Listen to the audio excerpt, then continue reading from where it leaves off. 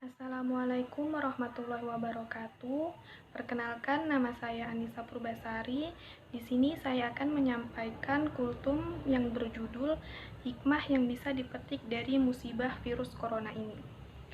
Sebelum memulai kultum, marilah kita panjatkan puji dan syukur atas kehadirat Allah Subhanahu wa taala karena berkat rahmat, taufik serta hidayahnya, kita masih bisa diberikan kesehatan dan kenikmatan olehnya. Tak lupa pula kita ucapkan sholawat serta salam kepada Nabi Muhammad SAW.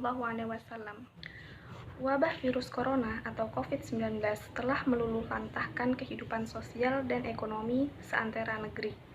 Banyak negara yang melakukan lockdown. Berbeda di Indonesia, aktivitas sosial dibatasi. Melalui kebijakan ini, mulai dari social distancing atau jaga jarak hingga PSBB, pembatasan sosial berskala besar. Indonesia masih bergelut melawan virus corona hingga saat ini, sama dengan negara lain di dunia. Jumlah kasus virus corona terus bertambah dengan beberapa melaporkan kesembuhan, tetapi tak sedikit yang meninggal. Kasus virus corona diketahui lewat penyakit misterius yang melumpuhkan kota Wuhan, Cina. Tragedi pada akhir 2019 tersebut terus berlanjut hingga penyebaran virus corona mewabah ke seluruh dunia. Coronavirus adalah kumpulan virus yang bisa menginfeksi sistem pernapasan. Pada banyak kasus, virus ini hanya menyebabkan infeksi pernapasan ringan, seperti flu. Namun, virus ini juga bisa menyebabkan infeksi pernapasan berat, seperti infeksi paru-paru, bahkan sampai kematian. Dunia saat ini sedang dihebohkan dengan wabah virus yang bernama corona atau COVID-19. Bertambahnya orang yang terjangkit virus ini sudah tentu membuat sebagian besar masyarakat menjadi cemas dan gelisah.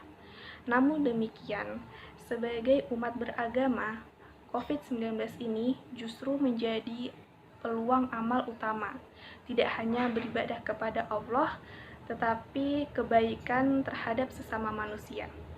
Di balik musibah COVID-19 ini, ada beberapa hikmah yang bisa kita petik.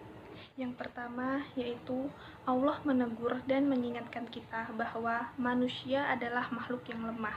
Manusia bukanlah makhluk yang super kuat, tetapi Allah lah zat yang maha kuat, sebagaimana yang tertera pada Quran Surat An-Nisa ayat 28, yang berbunyi, Allah hendak memberikan keringanan kepadamu, dan manusia dijadikan bersifat lemah.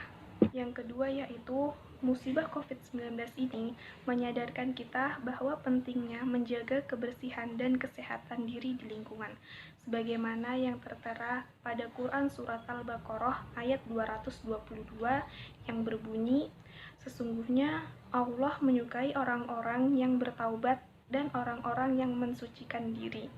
Yang ketiga yaitu meningkatnya solidaritas sosial di kalangan masyarakat. Masyarakat saling bahu-membahu membantu mereka yang terdampak virus corona ini, sebagaimana yang tertera pada Quran Surat Al-Maidah ayat 2 yang berbunyi, Allah Subhanahu wa taala memerintahkan hambanya untuk saling menolong dalam kebaikan dan takwa.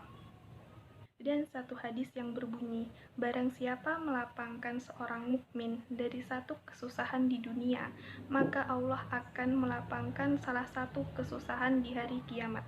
Hadis riwayat Muslim dan Abu Hurairah. Yang keempat yaitu menghadirkan kedekatan yang lebih baik dengan keluarga.